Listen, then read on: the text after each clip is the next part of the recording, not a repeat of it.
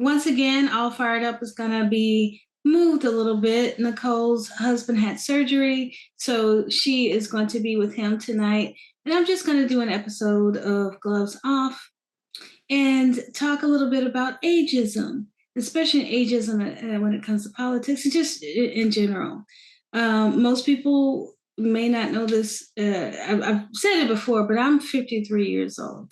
And I know that I look young and I act young and I even feel young in some cases, although my body tries to remind me that it's 53 years old at times.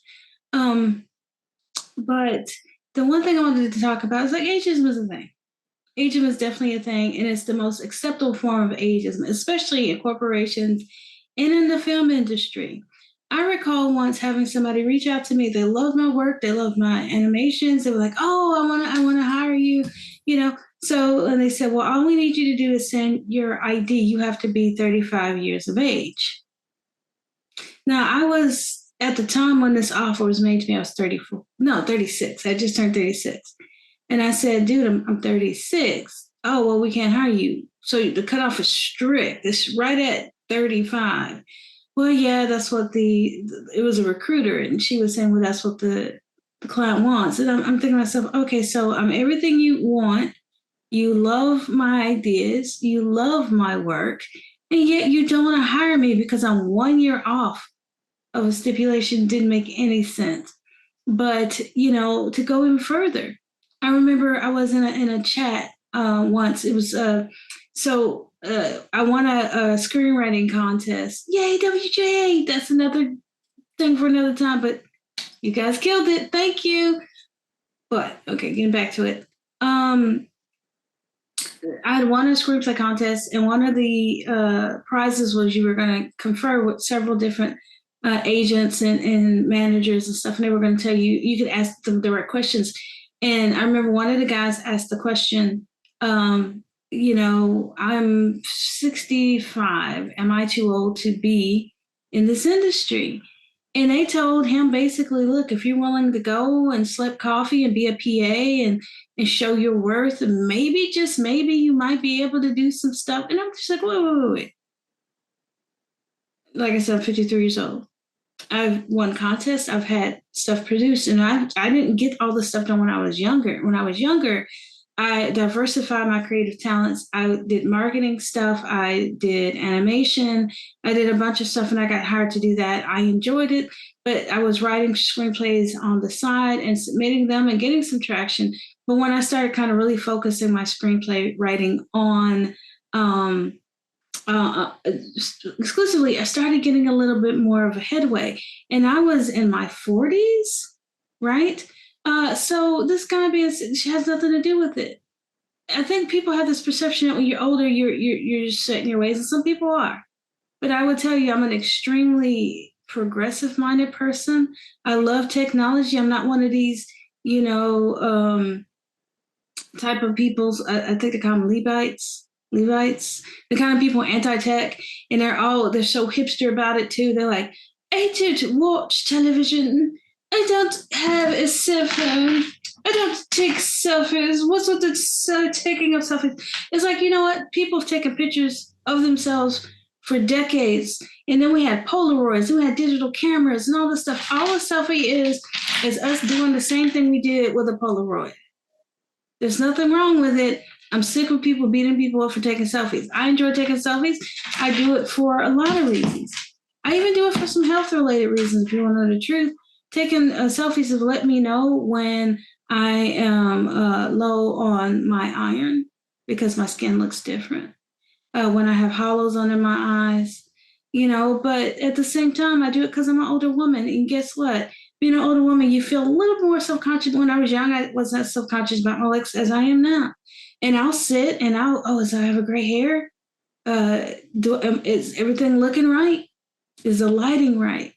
Because you know that as a woman, especially when it comes to ageism, as your looks begin to wane, people tend to look at you as a grandma.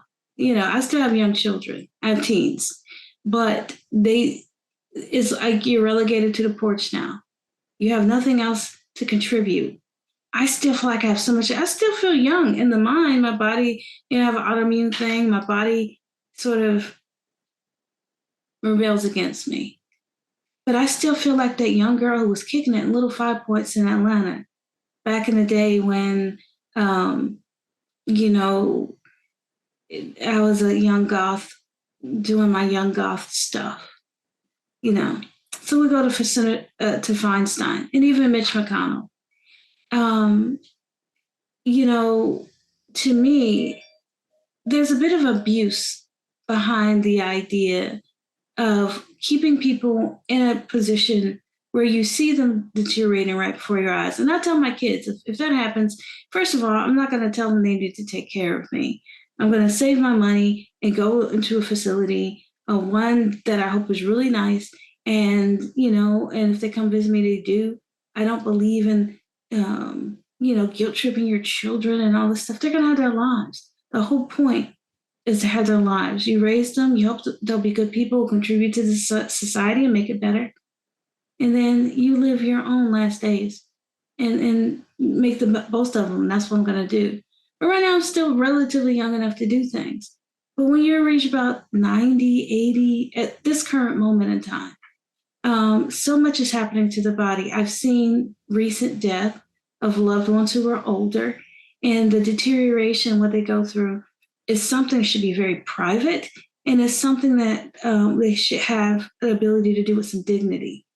I think Senator Feinstein was a great Democratic warrior, and I believe that as such, she deserved to not be pretty much propped up on the steps of the Capitol Hill for political reasons, for the people who wanted her to remain there. My husband, who is a Republican, he pretty much blames Democratic voters, said it should have voted for someone else. I think it's a little bit more complicated than that. Also, Mitch McConnell, I don't like the dude. He's a Republican. He's a racist. He's a jerk. He's a cheat. He hadn't done anything for the people of Kentucky that he claimed to represent. But the fact that this man is likely going through his own cycle, let that man rest. He's done his due, let him rest. That has nothing to do with ageism. That has more to do with if you are in a position where you can do what you need to do, especially when you talk about running a country which impacts other people's lives. There's a point where you have to lay your body down. I hope when that happens for me, because I'm proud and I'm stubborn, that I will at least say to myself, you know what, it is time. But yeah, what we're talking about in that regard is not ageism. It's unfair to Mitch McConnell. It was unfair to Dianne Feinstein. But bless both of them. I hope that they're going to be, I'm not a religious person, but I would say Diane's at rest. And I hope that the people who are in Mitch McConnell's life will take him aside and take care of him as he goes through what he's going through. And that's all I have to say about that. I love you guys always. And if you have any questions, always feel free to ask. Reach out to us. And you guys have the best of days. Love you.